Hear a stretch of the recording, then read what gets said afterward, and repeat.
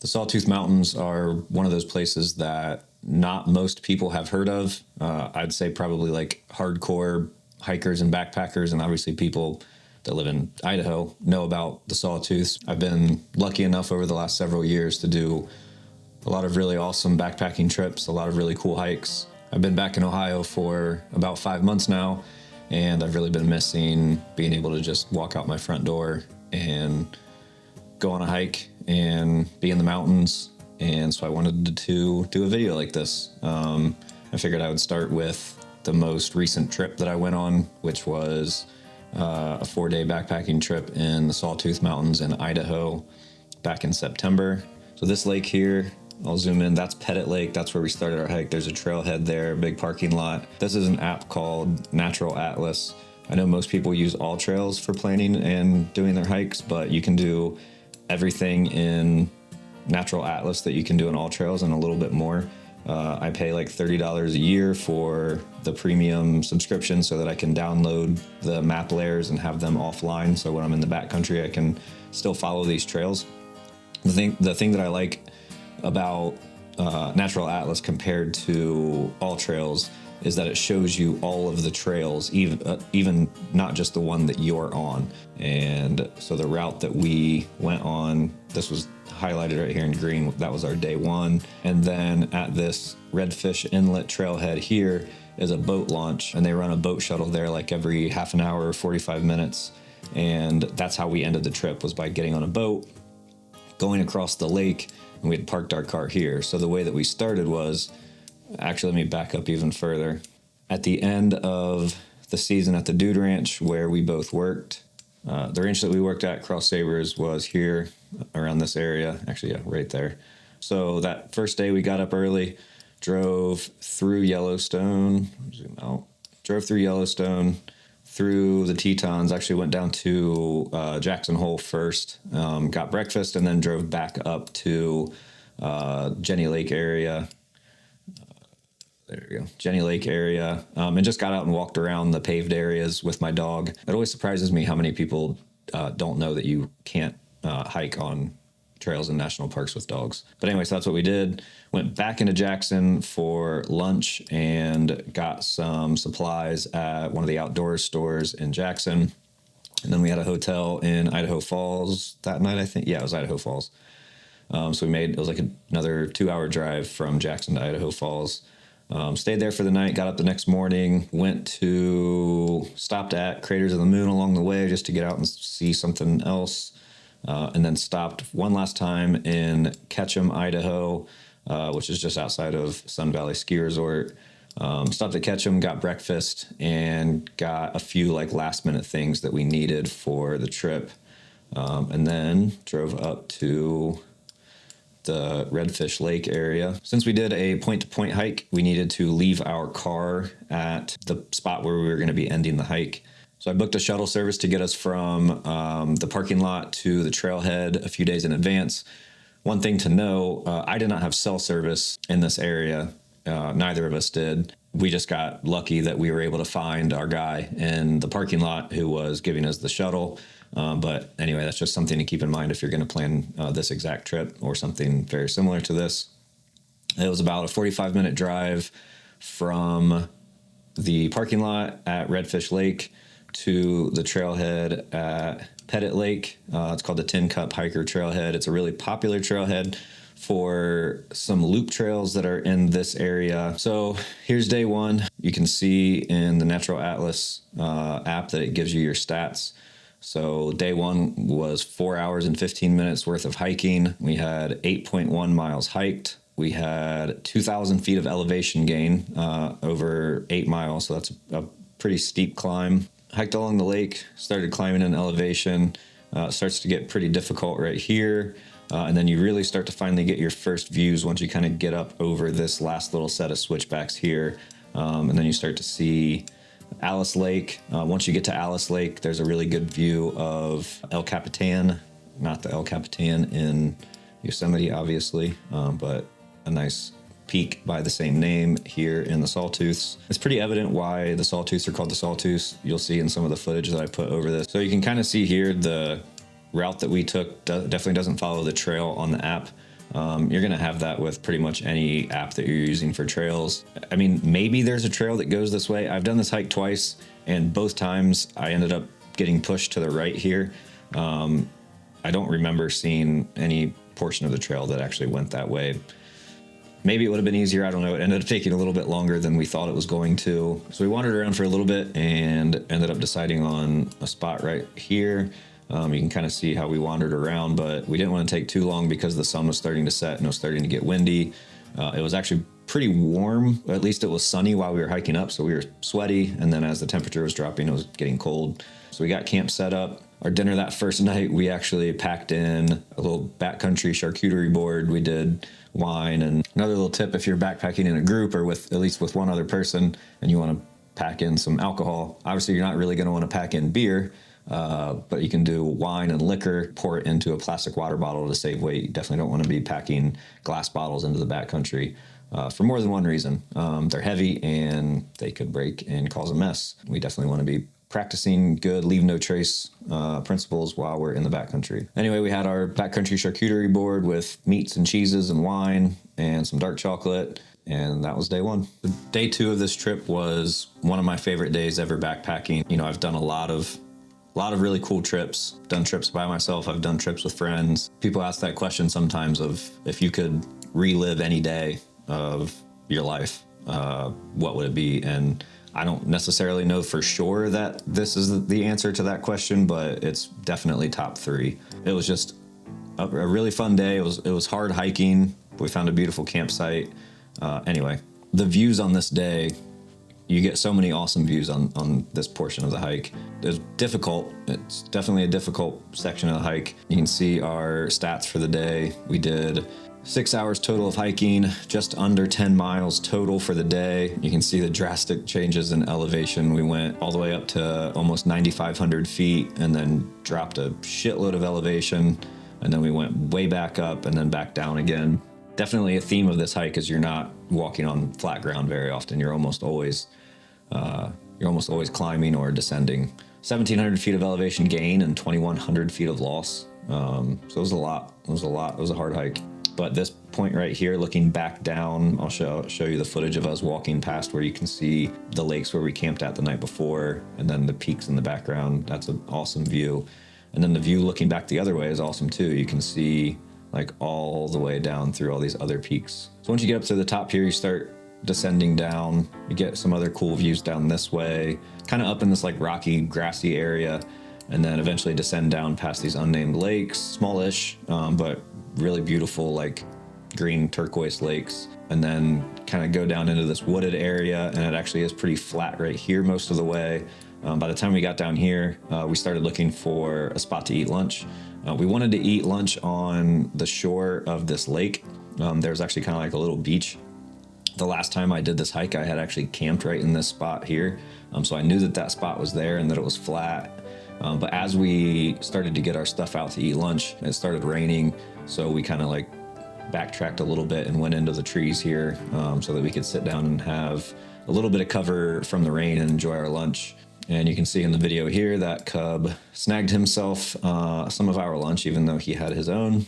And then right after lunch, we had one of the harder sections of the entire hike. So just switch back and switch back and switch back and all the way up. You get some really cool views here. You come around this peak and then back down. Start descending down toward these lakes. Dogs are growling. Hey. No.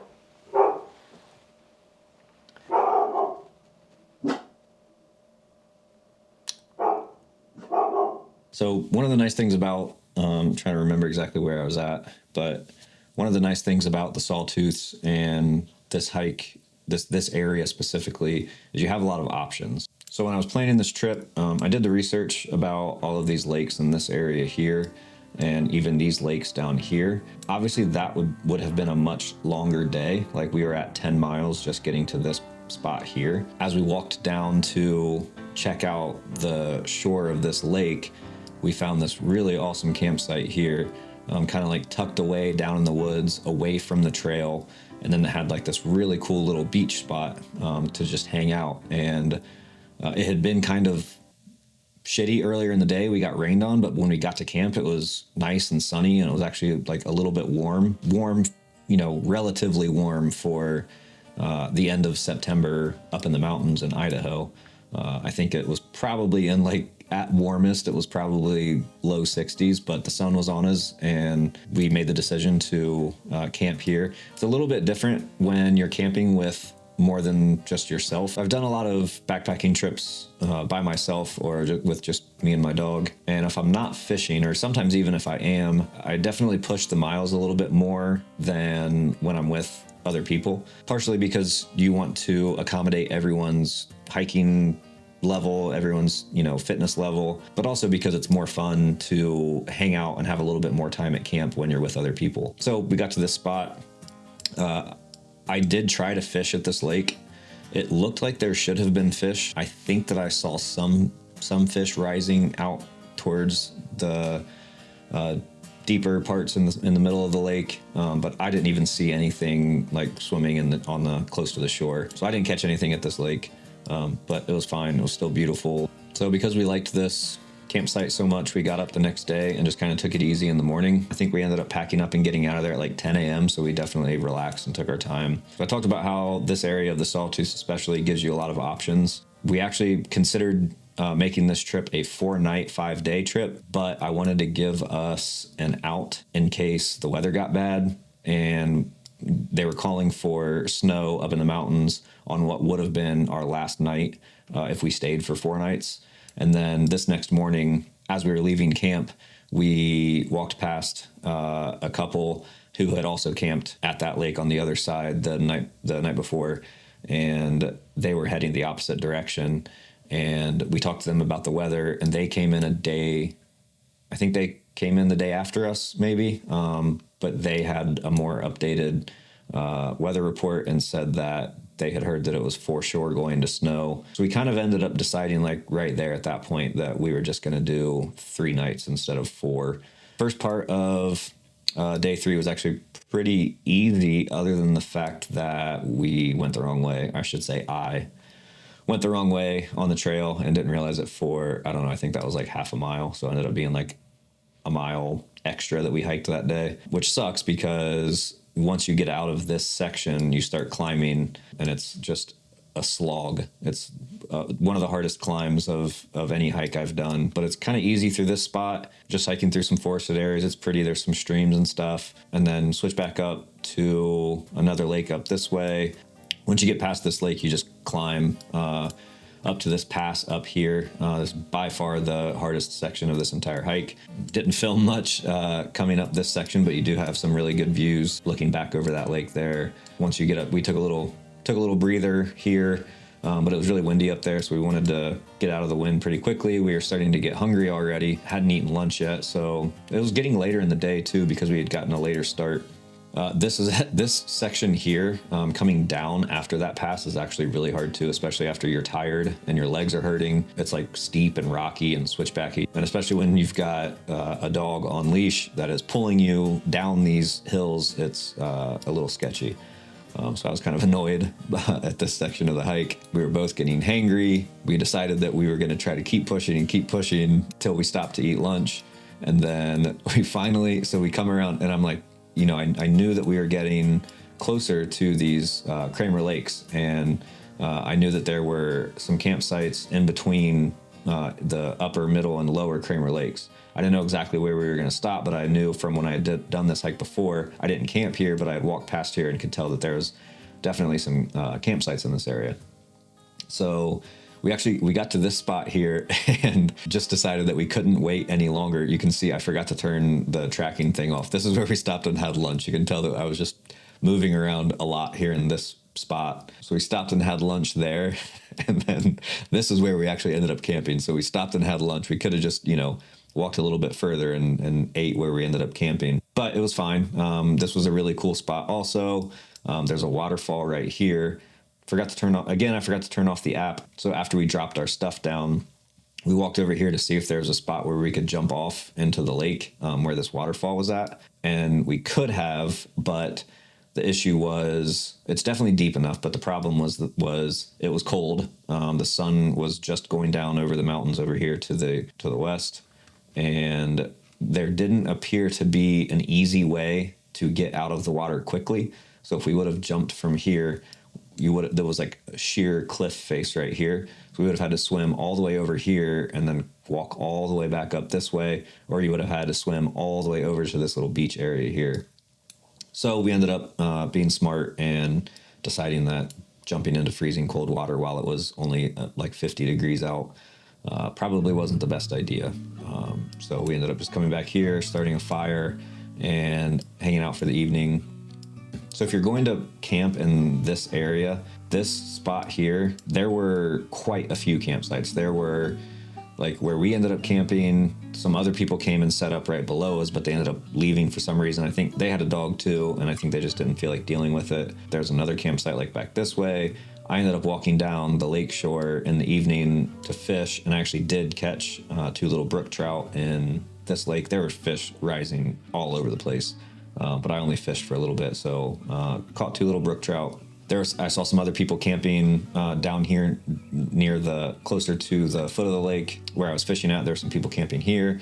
I think there was even some people camping on like the other side. There was like a rock face over here. I think there's some people camping over on this side of the lake too. So if you're gonna do this hike or a hike in this area, this is an excellent spot to camp. There's a ton of sites around there, especially if you camp here where we were at. You can hear the waterfall at night, covered by trees. It's secluded from the trail. It was a great spot. I don't think I talked about the stats from that third day. A lot of climb and a lot of descent. We had 1,700 feet of elevation gain, which most of that was just on that one section of climb till you get to that pass.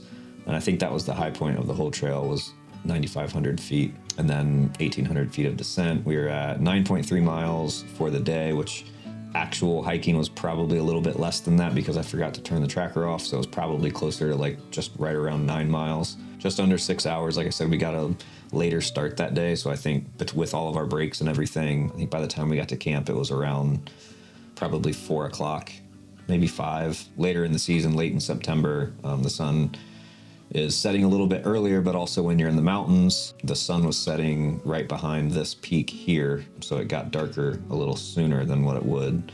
That's something to keep in mind too. Any trip you're planning, any backpacking trip you're planning in the mountains, you always have to think about where the sun is going to be setting and where you're setting up camp. I've had a few nights where I've gotten to what I thought was going to be a really good campsite, and then the sun set behind the mountain at like 4 o'clock, and it was freezing all night while you're trying to just hang out and enjoy the campsite and make dinner, especially if it's windy or anything like that. So, and just something to keep in mind. So real quick, I will show you on the map here where if we had done one more day, what we would have done. This is why it was easy to make the change. Even though this was a point-to-point hike, it was easy to make this change and just decide not to do the extra day that we had potentially planned. So we would have had about another 9-mile hike up to this lake here. So you're from this point on, you're descending all the way down to this junction here. And then we would have had a pretty significant climb up to this lake.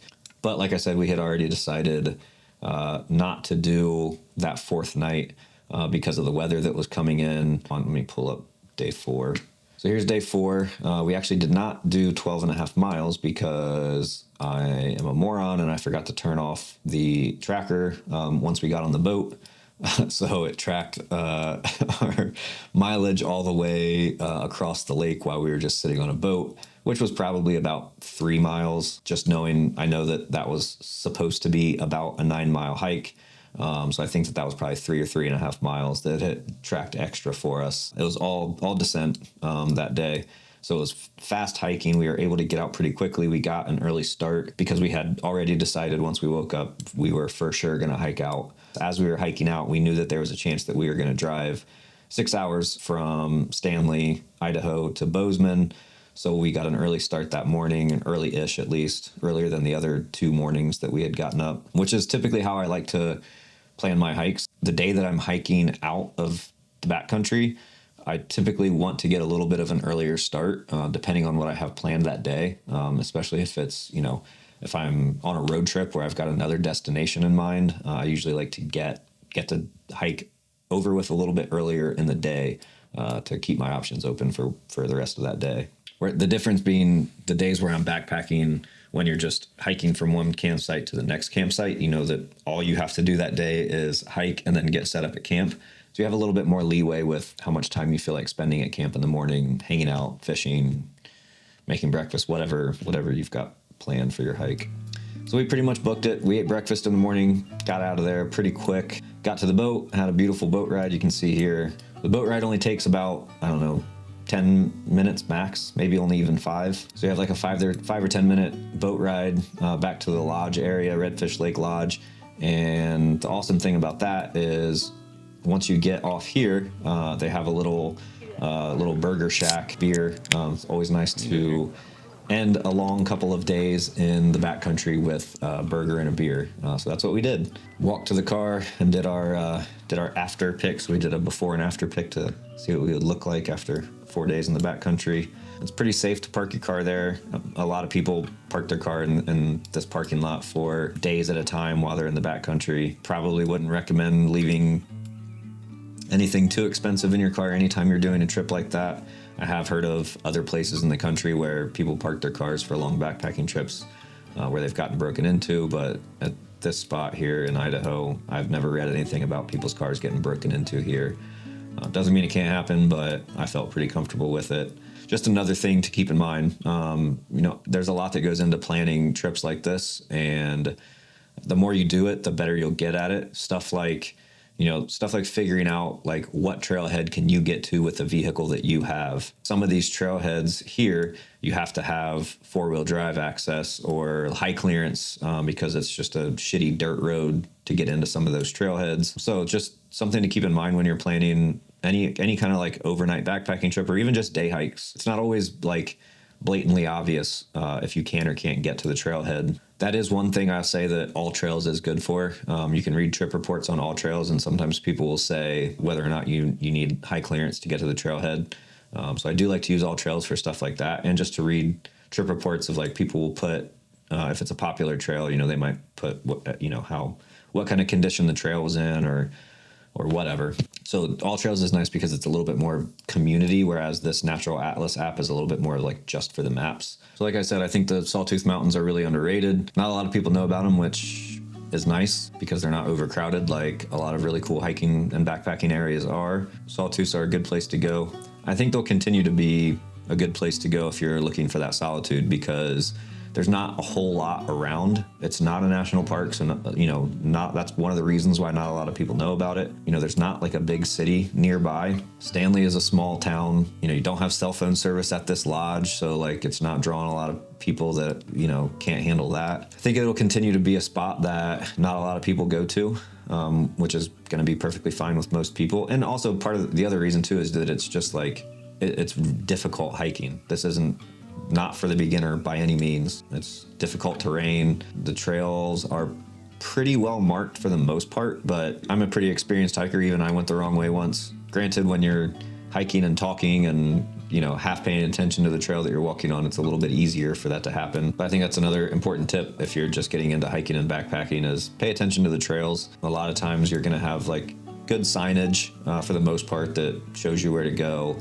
I would always take an offline map with me, whether that's an offline map on an app on your phone or like a literal physical map. I had both with me. I love taking the actual physical maps into the backcountry because I'm a dork. Having some way to track is just another fun thing to do. Recommend using either this Natural Atlas app or All Trails. It's just fun to, especially if you're gonna hike a lot and backpack a lot, you can start to kind of track like how fast you maneuver through certain kinds of terrain. You can start to figure out like what your limits are for the amount of miles that you can do in a day, depending on how hard those miles are. Not all miles are created equal when you're in the backcountry.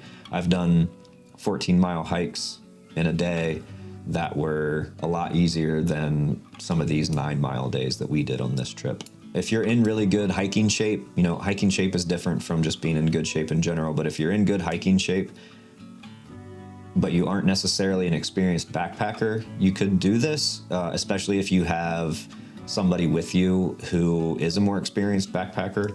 To me, backpacking is supposed to be hard, but it's supposed to be fun. People talk about that type 1 and type 2 fun, and you can definitely have both types on a backpacking trip. We backpacked this trail in late September. We got lucky and had pretty good weather. It was low 60s, I think, at the warmest those first 2 days. It was a little bit cooler the second 2 days. We got rained on just for a little bit on the second day. But other than that, it was chilly at night. I'd say every night it definitely dropped down to the 30s. So that's something to keep in mind if you're going to be backpacking in the mountains late in the season.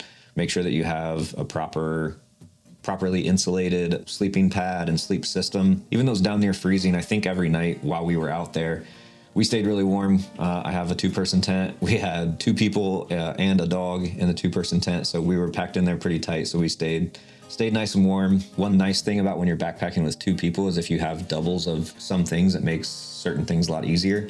So like I would never want to go on a backpacking trip with 2 people and only have 1 water filter, because every time you stop for water, it's just going to take that much more time for everyone to filter water and fill up your water bottles. Also, having 2 stoves and 2 pots for boiling water for meals is super helpful and cuts down on time. If you only take, you can save weight and take 1 stove and 1 pot, but you're not saving that much space or that much weight, and you're just going to increase the time that it takes to eat your food. It's not going to be as enjoyable. You're not going to be able to eat at the same time because you can't boil enough water at once for both of your meals. I think it can always be fun to take one like luxury item on a backpacking trip.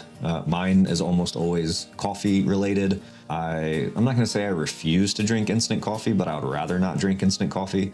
So I always take my AeroPress and some nice coffee into the backcountry with me. There's not a lot of things that I enjoy more than a nice warm cup of really good coffee at sunrise, at a lake, in the backcountry with a beautiful view. Like I said at the beginning of this video, I've been back in Ohio for 5 months now and really missing being out west and being in the mountains. So this is the best way that I know how to sort of bring myself a little bit of joy by talking about these trips and revisiting some things about them, and hopefully planning some more trips for this coming summer to get back out and do some more backpacking, and then hopefully to be able to make more videos of my backpacking trips, and then make more videos like this where I talk about the trips and different planning aspects of those hikes. Obviously, plenty of people do videos like this, so it's not like this is anything groundbreaking or new, but it's a lot of fun when you're planning trips like this to just type something in Google or YouTube and search for backpacking in that area that you're planning on going to, and seeing what other people have done.